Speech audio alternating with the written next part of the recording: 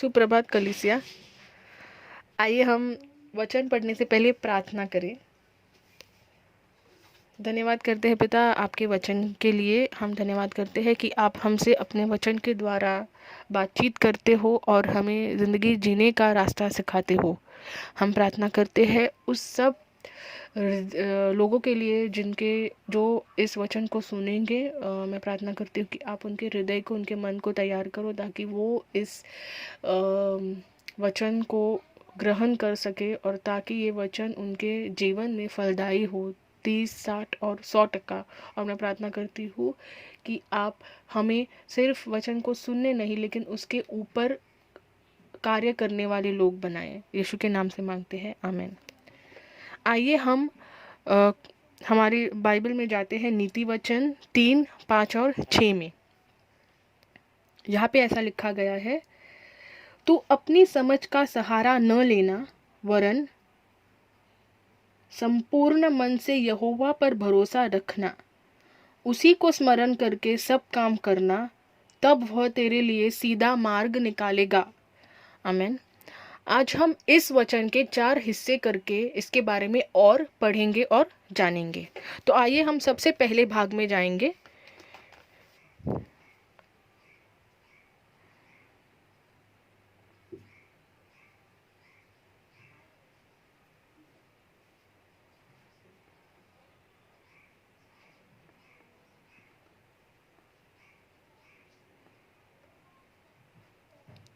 और इसका पहला भाग है भाग 1, तू अपनी समझ का सहारा न लेना।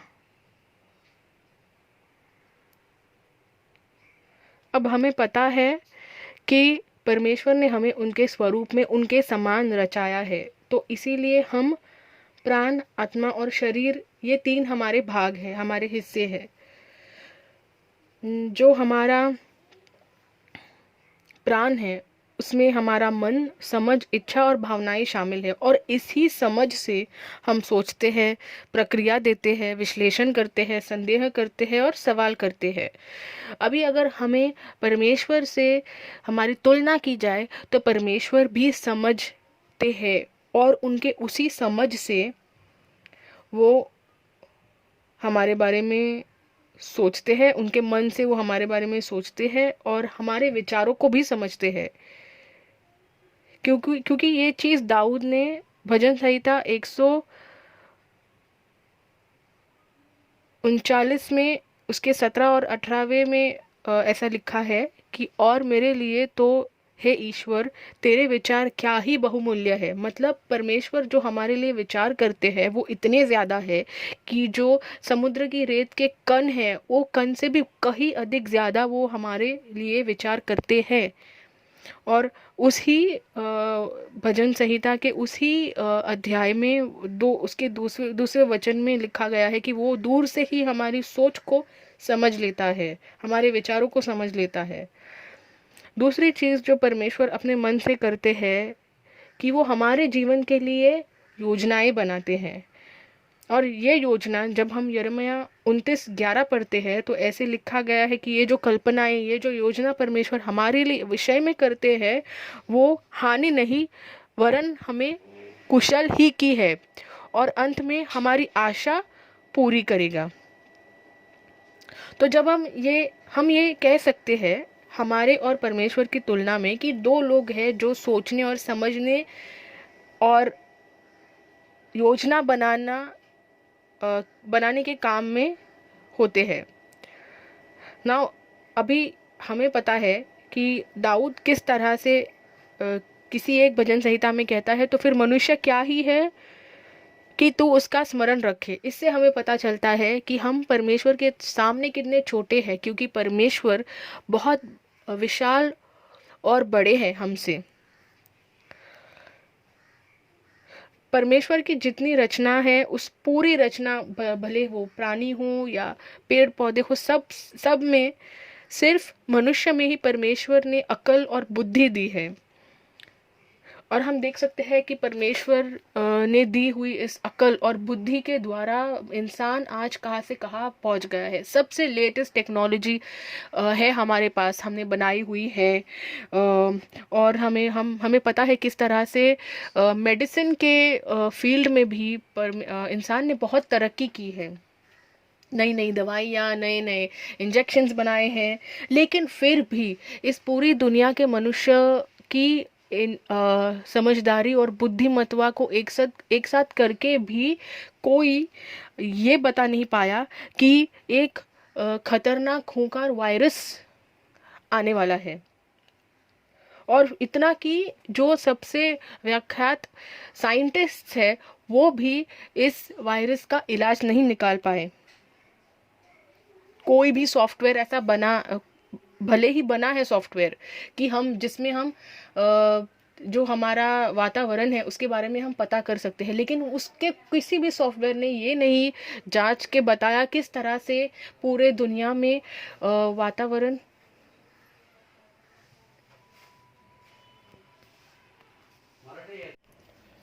हमारा इस वातावरण के जो उथल पुथल हो रहे हैं वो ही अगर हम बता नहीं पाए, हमारे बड़े बड़े मशीन बता नहीं पाए,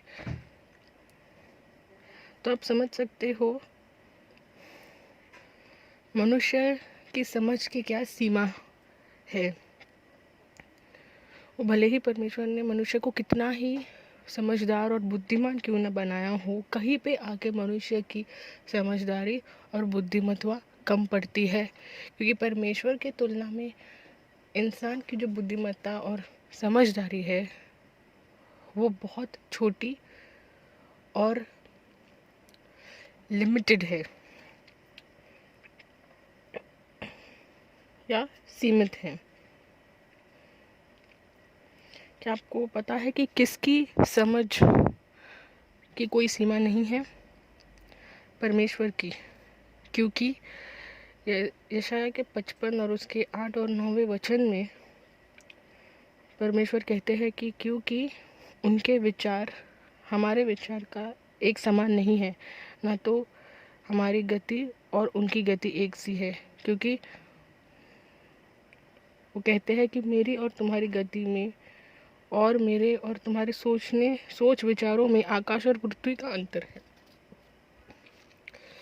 उसी तरह से पौलुस हमें 1 कोरिन्थियन 2 और 9 में बताता है कि आँख ने नहीं देखी, कान ने नहीं सुनी, और जो बातें मनुष्य के चित्त में आई भी नहीं है, ऐसी अद्भुत चीज़ें परमेश्वर ने हमारे लिए रखी हुई हैं। क्योंकि एफिसियों के 3 और उसके 20वें वचन में लिखा गया है कि परमेश्वर हमारी समझ से भी अधिक हमारे जीवन में कार्य करता है, जिसकी वजह से सोलोमन राजा हमें इस नीति वचन के 3 और 5 में कहते हैं कि अपनी समझ पर हम विश्वास ना रखें, अपनी समझ पर हम भरोसा ना रखें।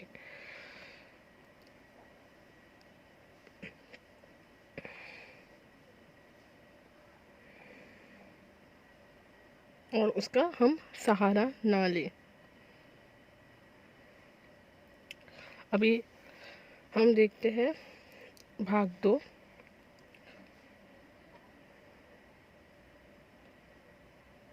जहाँ पे सिखाया कहा गया है, वरन संपूर्ण मन से यहोवा पर भरोसा रखना। अभी ये सोलोमन राजा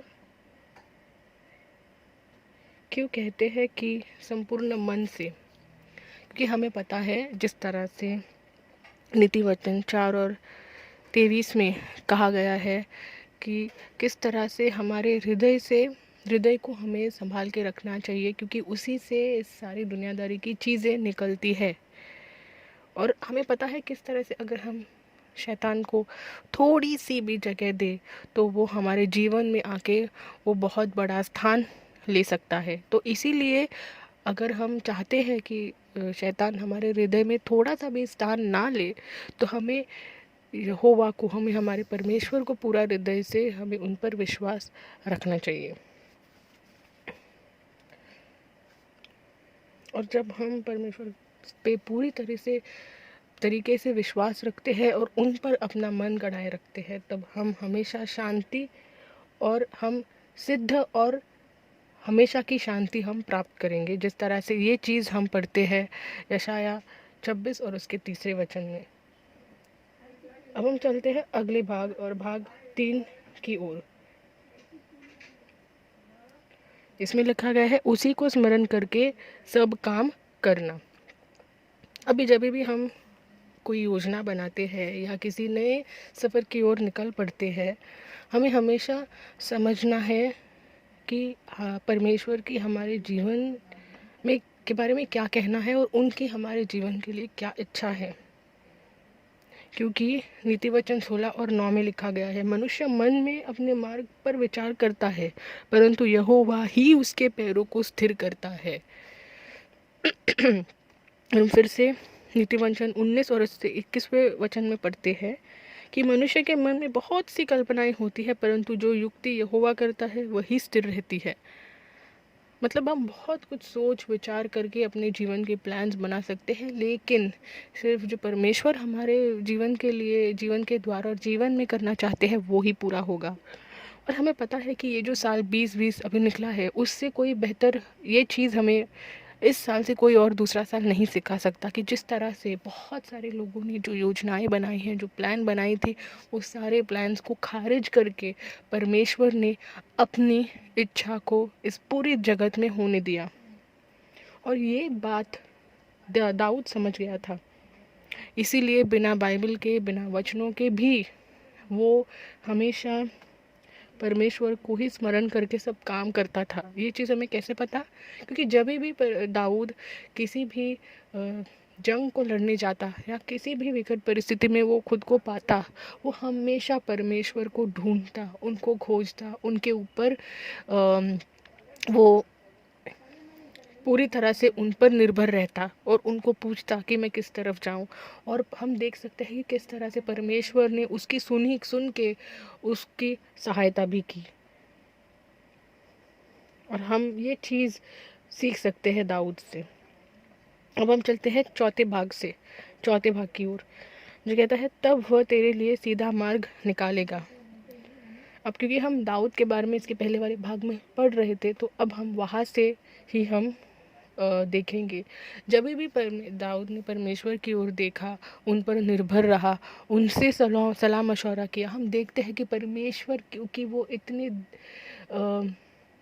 धन्य परमेश्वर है और अपने वादे को पूरा करने वाले परमेश्वर है कि जब भी दाऊद ने उनकी मदद मांगी उनका मार्ग सीधा करने के लिए, परमेश्वर ने उसकी सुनी और उसके सारे दुश्मनों को उसके हाथों में दे दिया।